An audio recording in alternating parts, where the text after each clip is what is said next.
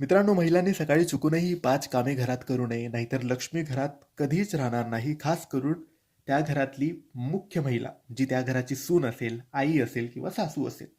मित्रांनो, महिला ही त्या घराची लक्ष्मी असते. तिने केलेले प्रत्येक काम हे त्या घराला पुढे नेणारे असते, पण ते काम शुभ हवे.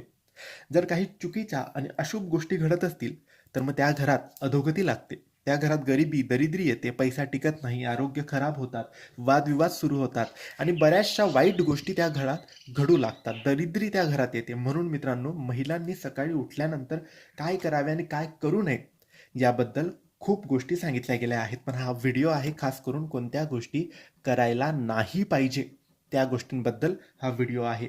तर खास करून महिलांनी चुकून सुद्धा या गोष्टी तुमच्या घरासाठी अजिबात करू नका. नाहीतर समस्या तुमच्या घरात यायला सुरुवात होतील. कितीही मेहनत कराल तरी प्रगती होणार नाही. कोणत्या गोष्टी आहेत? तर आजकाल